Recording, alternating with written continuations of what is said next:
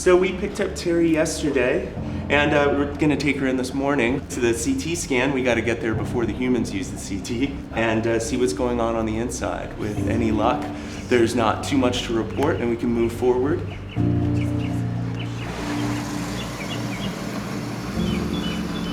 Well, we come in the dark of the night to the human hospital. The hospital has been amazing to the Turtle Hospital, another great partner in the community. It takes all that to make this work. What the CTs do is give the veterinarians a diagnostic tool that they can find that internal tumor much sooner. Unfortunately, if they have internal tumors, there is no way currently to fix them and they're humanely euthanized. I mean, I've worked in plenty of places where we didn't have CT scan for humans, so it's pretty neat to have one for turtles. Breathe in. Hold your breath.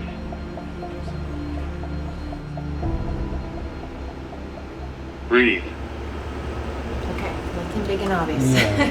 Of course, we'll go back, the veterinarians will look at it hard, but just the first look, nothing really damning yet.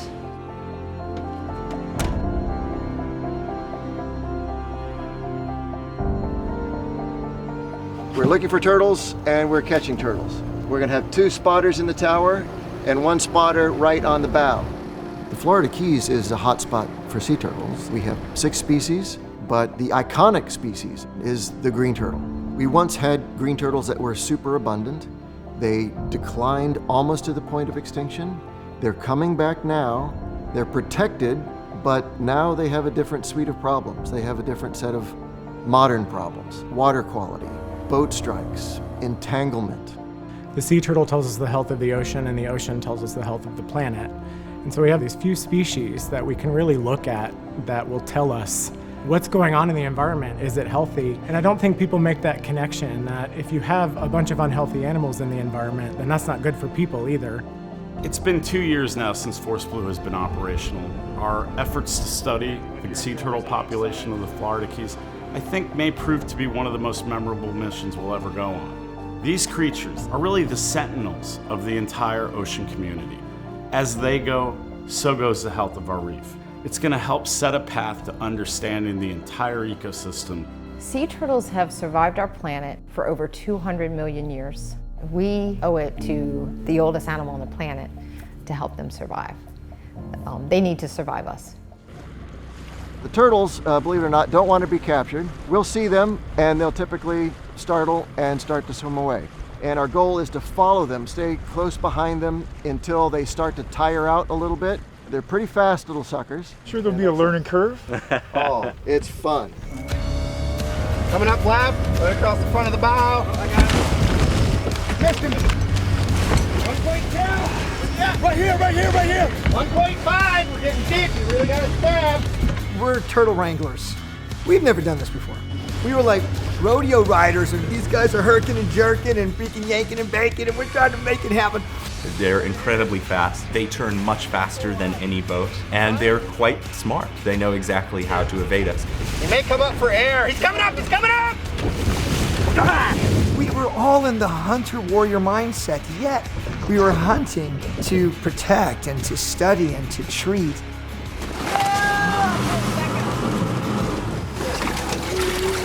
He's coming up. Oh, he turned! Oh my God, he just missed him. Corner, bow.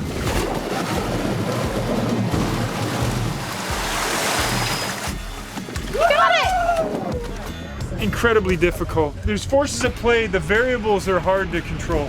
They're extremely agile and impressive animals, for sure. Indescribably difficult. Nice hit. Nice shot, Rudy. Nice shot. We're good. Nice job. This is a job that requires teamwork. It requires dedication and passion. And luckily we have just the people for the job.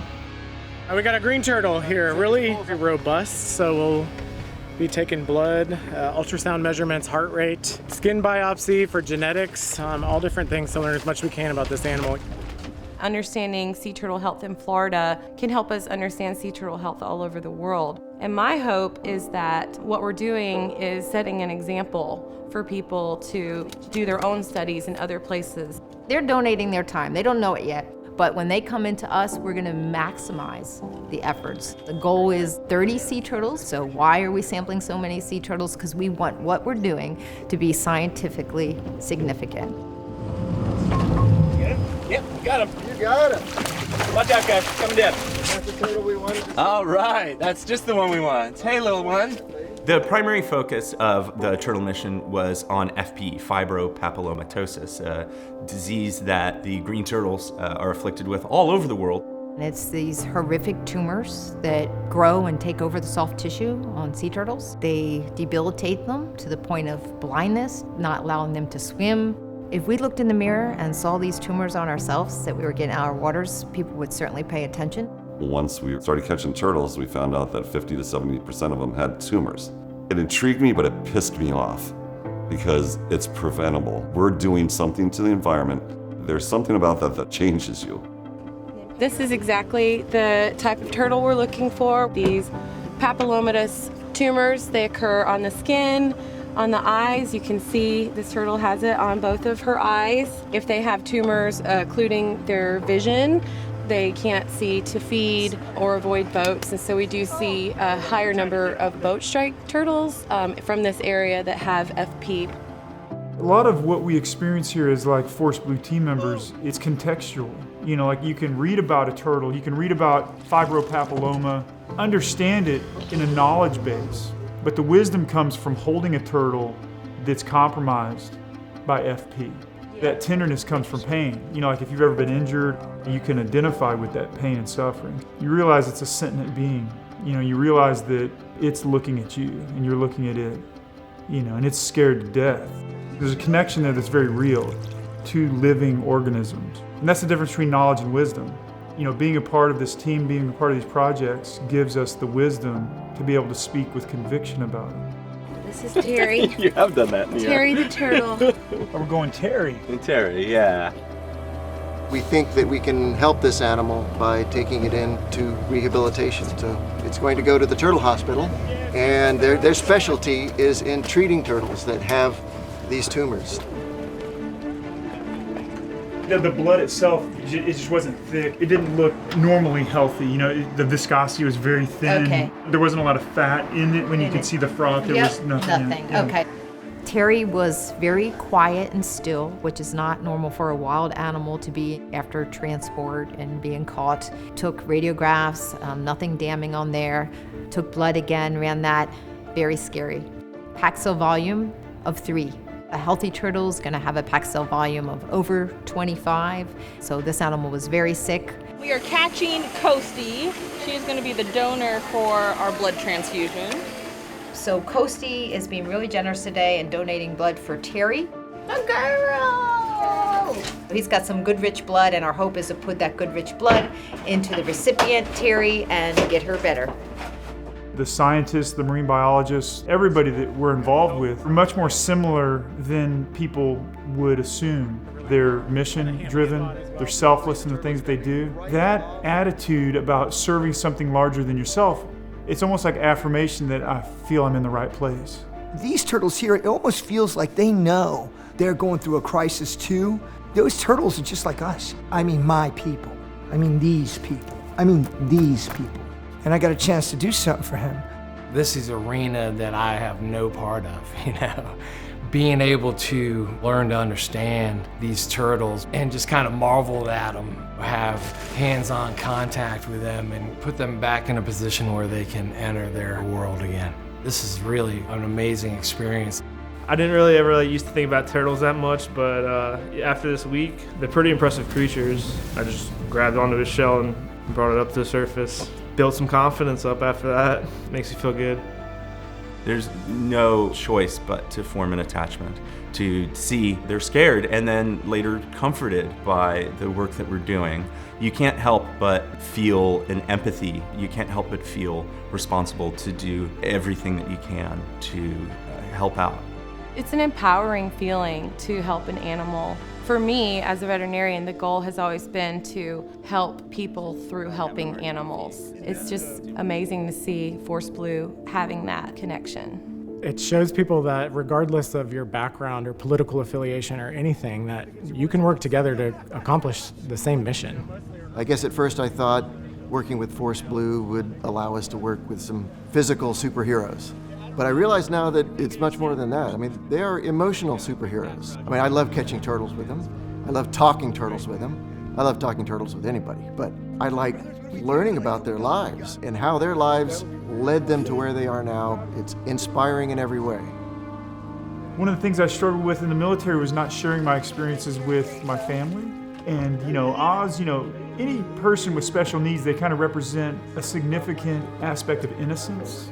This means everything to him. Whenever I'm dead and gone, he's going to be able to sit and remember this. And I hope that he has the ability to articulate it to people. He's nonverbal, but the dude's the mascot of Force Blue.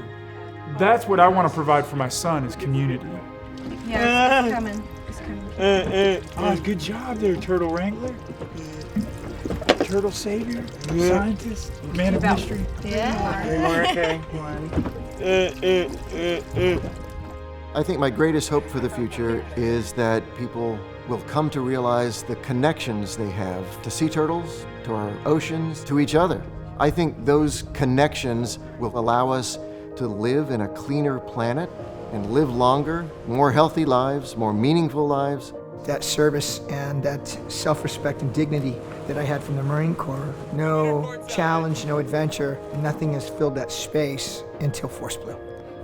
It's so nice to see people care to the same level that I do, and to see people get inspired. The reason that I get out of bed every single day is really sea turtles. I've really seen a turnaround in a lot of cultural perspectives about ocean conservation, and I feel like the sea turtles are such great ambassadors. We should have hope about that. This is a planet, and it's our way of life, and it's our economy, but we're also worrying about it for the next generation. Whenever you have advocacy organizations and then you have veterans, it's an amazing partnership. My favorite part is their resiliency. If anybody ever asks me one word to describe them, it's that. They go through so much and they're able to survive that. I think that's what makes them so special to people. I think resilience is maybe the word that most defines this collaboration. You have the oldest living creature on the planet fighting to live. And they're not quitting, they're not giving up. There's a real connection there. That's what Force Blue is all about, not giving up. Not saying, woe is me. That is resilience.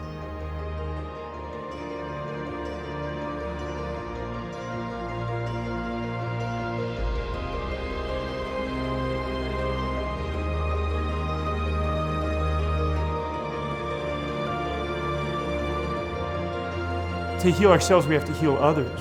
We identify with things in distress, and we're willing to fight for them. But in the camaraderie and in the process that we're involved in, that's healing.